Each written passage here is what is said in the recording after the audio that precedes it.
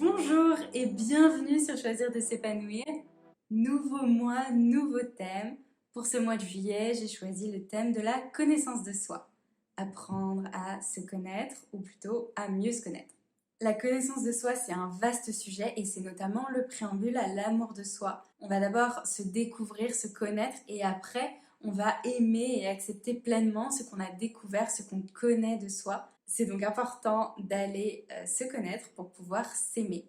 Se connaître va aussi te permettre d'approfondir ta relation avec toi-même comme tu approfondirais ta relation avec un proche. C'est pour ça que je te propose de répondre à 10 questions qui te permettent de commencer à mieux apprendre à te connaître et notamment à apprendre à connaître des choses très positives de toi. Quand on manque d'estime de soi, on se focalise parfois un peu trop sur le négatif, sur les caractéristiques qu'on n'aime pas, sur les défauts. Donc c'est important de remettre le curseur au centre et de bien voir aussi tout le positif, tout ce qu'on a de positif en nous qu'on ne voyait pas forcément. Évidemment, apprendre à se connaître, c'est découvrir du positif et des choses qui nous plaisent un peu moins. Mais c'est pas le but dans cette vidéo, on va vraiment se focaliser sur le positif et c'est déjà très chouette. La question 1, c'est qu'est-ce que les gens qui t'inspirent ont en commun? La deuxième question, c'est quelles sont les 3 choses que tu aimerais que les gens disent de toi? La façon la plus simple d'y répondre, c'est de trouver 3 adjectifs que tu aimerais que les gens emploient en parlant de toi. La troisième question, c'est qu'est-ce qui te procure de la joie? Quatrième question, quelles sont tes principales qualités? Et si tu les connais déjà, quels sont tes talents? Tu peux complètement essayer de chercher, même de demander aux gens autour de toi. Je te rassure, on a vraiment tous des talents, donc si tu as l'impression que ce n'est pas ton cas, c'est juste que tu ne les as pas encore trouvés. Cinquième question, qu'est-ce qui t'apaise? Et ça peut être des gens, des sons, des couleurs, des activités, des odeurs. Tu peux donc faire une liste comme pour la joie. Sixième question, à quoi ressemble ta journée idéale? Idéal, c'est évidemment sans contrainte, donc vraiment tu peux être créatif et imaginatif, même si finalement peut-être que ta journée idéale, tu la vis déjà assez fréquemment et que tu n'as pas besoin d'aller chercher très loin. Septième question, quelles sont les activités que tu peux faire sans voir le temps passer?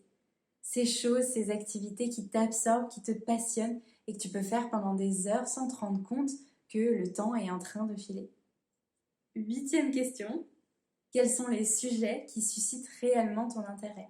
Dans les conversations, dans les médias, il y a évidemment ce qui te passionne, mais il y a aussi tous les sujets qui t'intéressent, sur lesquels tu vas avoir envie de creuser, d'approfondir après certaines discussions, après avoir écouté un podcast, les sujets sur lesquels tu as envie d'apprendre, sur lesquels tu lis le plus. Neuvième question, c'est une question en 2 parties. Quels sont les rêves que tu as déjà réalisés et quels sont ceux qu'il te reste à réaliser? C'est intéressant de se retourner sur le passé pour voir tous les rêves qu'on a déjà réalisés. Il y en a bien sûr dont tu te souviens certainement, mais peut-être d'autres que tu avais quand tu étais plus jeune et que tu avais oublié et finalement tu as réussi à les réaliser, mais ce sont quand même des rêves et c'est quand même intéressant de les souligner et de voir tout ce positif qui est déjà dans ta vie et que tu as déjà fait. Et puis évidemment, ça aide à mieux se connaître puisque les rêves parlent de nous, de notre personnalité, de nos valeurs, de nos envies. Et puis la 10e question qui a une double fonction, elle permet à la fois de mieux se connaître mais aussi de te réjouir de ta vie et d'avoir de la gratitude. Quelles sont les 30 choses de ta vie que tu ne voudrais pas changer? Voilà, c'est tout pour cette vidéo de questionnement sur la connaissance de soi. J'espère que tu as appris des choses sur toi et qu'elle t'a surtout donné envie d'aller en découvrir davantage, d'aller approfondir certaines choses. Si cette vidéo t'a plu, tu peux mettre un petit pouce. Si le contenu de ma chaîne dans sa globalité te plaît, tu peux t'abonner, ça me fait toujours plaisir.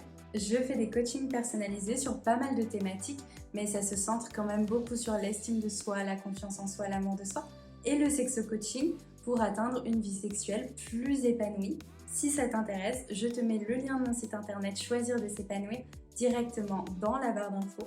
On se retrouve très vite pour un prochain podcast sur la connaissance de soi et en attendant, prends soin de toi. Ciao!